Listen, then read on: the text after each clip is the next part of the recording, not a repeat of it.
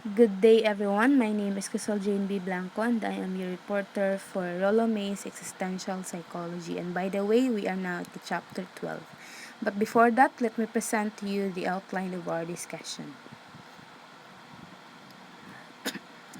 The first one is the overview of existential psychology, followed by the biography of Rollo May, then followed by background of existentialism. Then the next one is the anxiety, and the next is the guilt, and the last one is intentionality. So let's start over with the existential overview of existential psychology. Existential psychology began in Europe shortly after World War II and spread to the United States, where Rollo May played a large part in popularizing it. A clinical psychologist by training, May took the view that modern people frequently run away both from making choices and from assuming responsibility.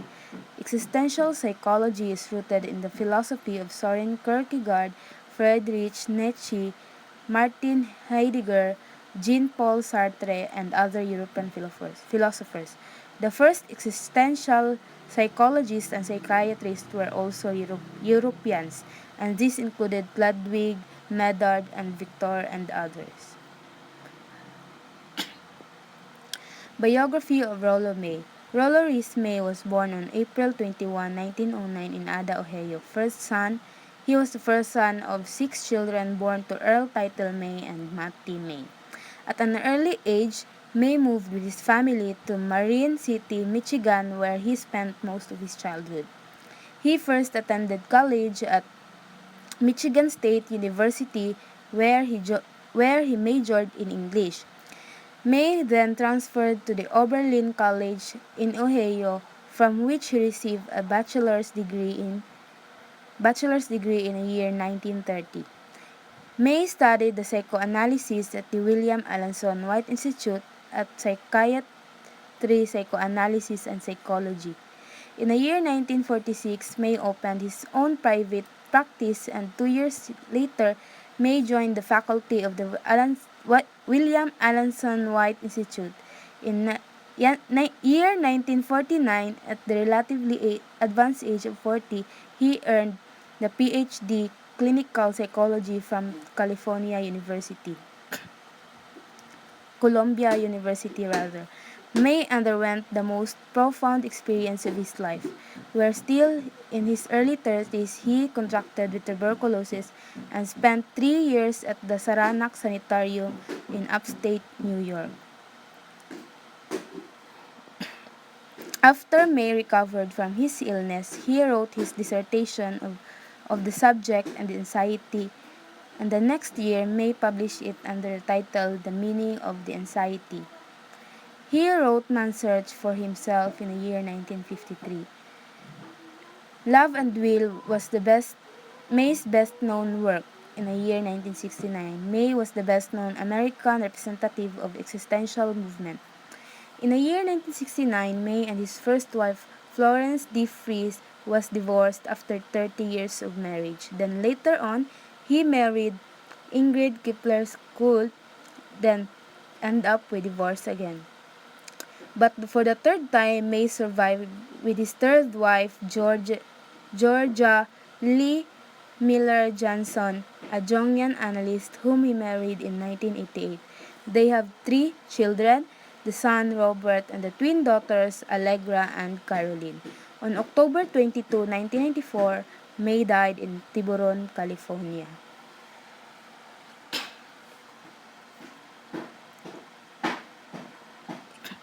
So, background of existentialism.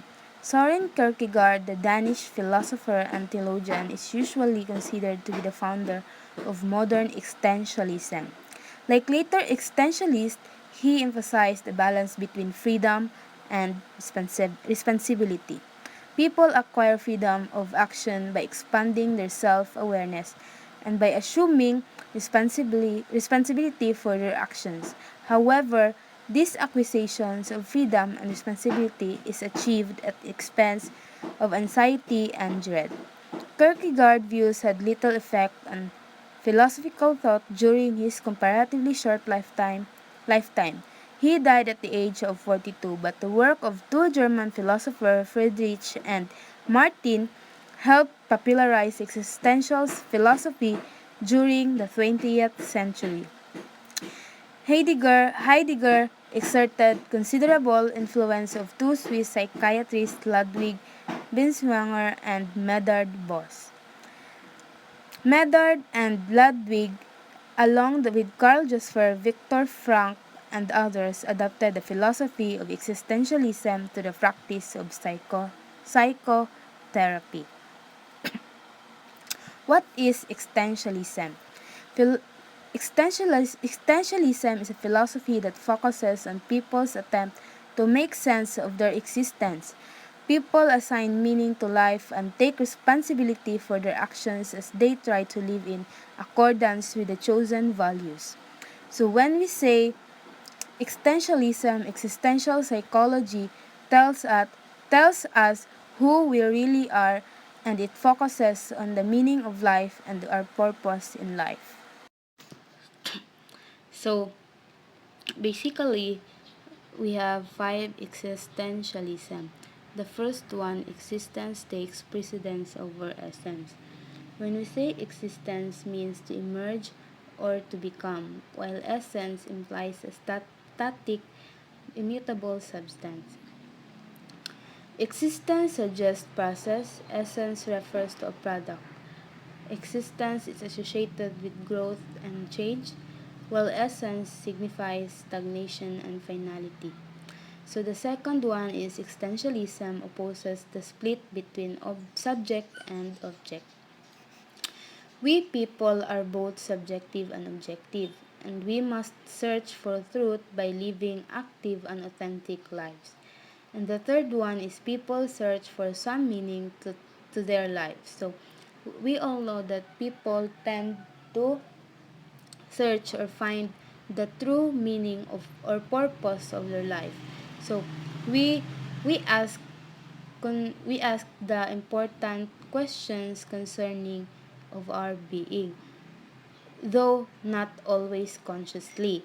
So the fourth one is essentialist hold that ultimately each of us is responsible for who we are and what we become. And the fifth one, existentialists are basically anti-theoretical. When we say anti-theoretical, it means that to oppose or contradicting to a theory. So for them, theories further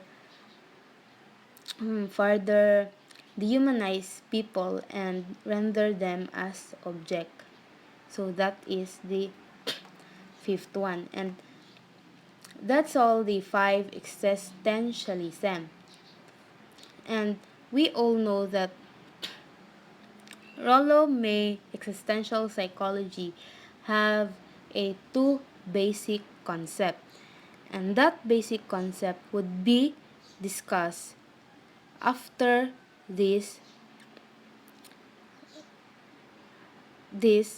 one. So let's start with the basic concept, the non-being, by being in the world and non-being.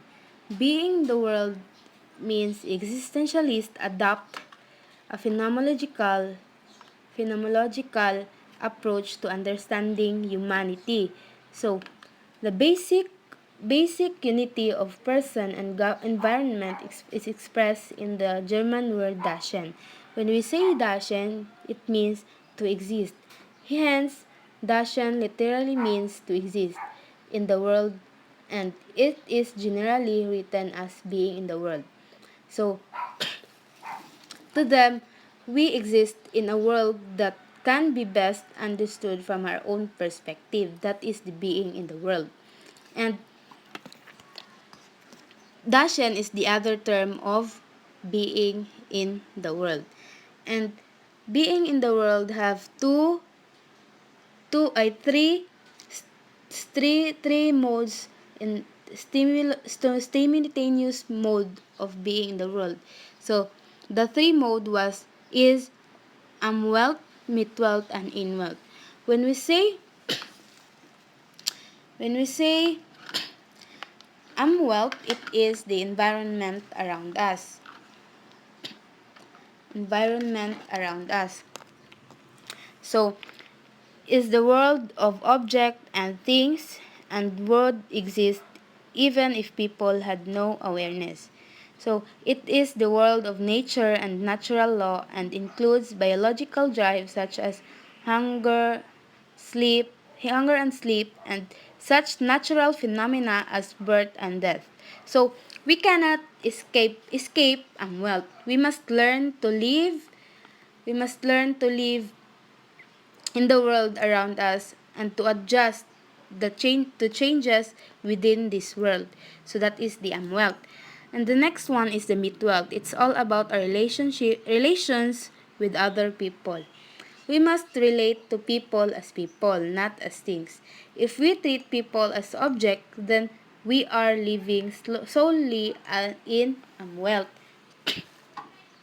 So the next one is in wealth. So, in wealth is it's a relationship with ourself. So, refers to one's relationship with oneself. It is a world not usually explored by personality theorists. To live in wealth means to be aware of oneself as human being and to grasp who we are as we relate to the world of things and to the world of people. So that is the three modes of being in the world. And next the next basic concept of Rollo is the what we call non-being in the world. So being in the world necessitates an awareness of self as living, emerging being. This awareness in turn leads to the dread of not being, that is, non-being or nothingness. Death is not the only avenue of non-being, but it is the most obvious one. Life becomes more vital, more meaningful when we confront the possibility of our death. So, when we do not courageously confront our non-being by contemplating death, we nevertheless will experience non-being in other forms, including addiction to alcohol or other drugs, sexual activity, and other compulsive behaviors. Our non-being can also be expressed as blind conformity to society's expectation or as generalized hostility that pervades our relations to others. The fear of death or non-being often provoke us to live defensively. As May said, we flee from making active choices, that is, we make choices without considering who we are and what we want. We try to avoid the dread of non-being by dimming. The next one is the anxiety. May defined anxiety as the subjective state of the individual becoming aware that his or her existence can be destroyed, that he can become nothing. At another time, May called anxiety a threat to some important value. Anxiety then can spring either from an awareness of one's being or from a threat to some value essential to one's existence. So, so when we say anxiety, people experience anxiety when they become aware that their existence or some value identified with it might be destroyed. So, what is the difference between anxiety and fear? May differentiate fear and anxiety. Fear is a reaction to a specific event, whereas can be vague. So the important idea for existential psychology is that death is inescapable. We're all going to die, and this creates a certain amount of anxiety. The reason that it causes anxiety is not we're going to die, but because we're aware the fact that we have knowledge of our eventual certain death. So COVID-19 pandemic is actually a clear example of how uncertain things leads to anxiety. This pandemic brings so much anxiety to the people.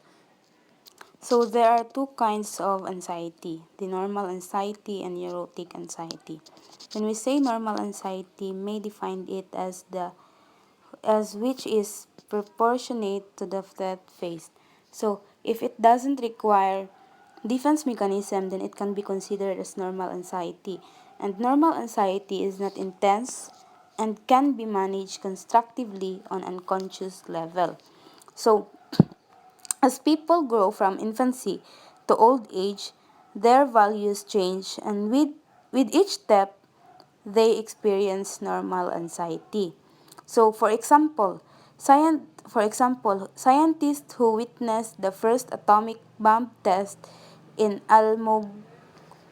Almogordo, Almogordo, New Mexico, experienced normal anxiety with the realization that from that moment forward, everything had changed.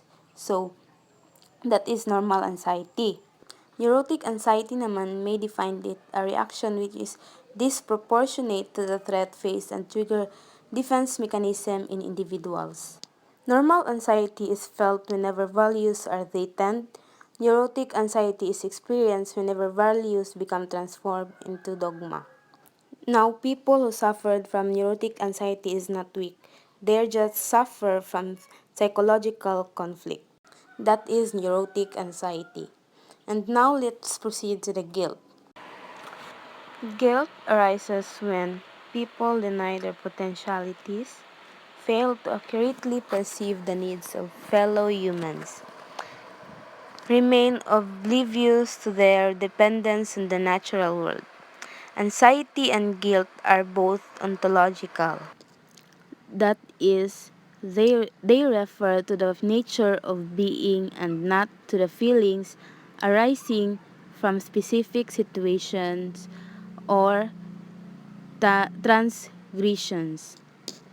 In all may recognize three forms of ontological guilt, each corresponding to one of the three modes of being in the world, that is, Amwelt, Mitwelt, and Inwelt. To understand the form of guilt that corresponds to unwealth, recall the ontological guilt need to stem from from one's own action or failures to act. It can arise from lack of awareness of one's being in the world. So, as civilization advances technology, people become more and more removed from the nature that is from the wealth. May also refer to it as separation guilt, a concept similar to Fromm's notion of the human dilemma. The second form of guilt is midwealth. We cannot unerringly anticipate the needs of others. We feel inadequate in our relationship with them. When we say inadequate, it means not enough or not good enough. So that is inadequate. We can see other people only through our own eyes and can never perfectly judge the needs of these other people. Then it leads to a pervasive condition of guilt which is experienced by all of us to some extent. So that is midwealth. The third form of ontological guilt is associated with our denial of our own potentialities or with our failure to fulfill them. In other words, this guilt is grounded in our relationship with self. So it is the ain wealth, agent wealth. So this form of guilt is universal because none of us can completely fulfill all our potentials.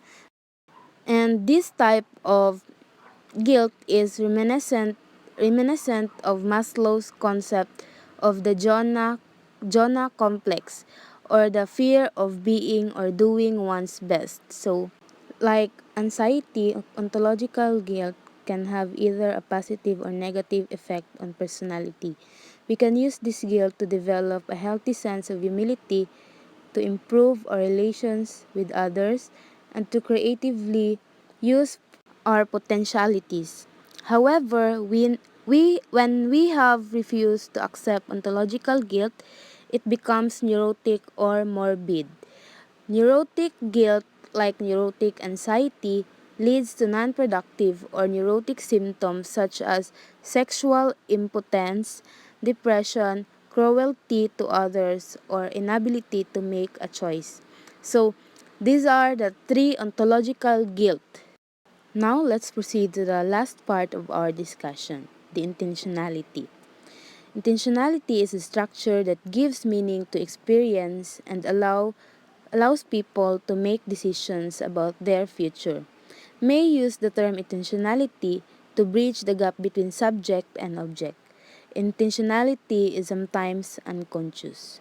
So, without intentionality, people could neither choose nor act on their choice.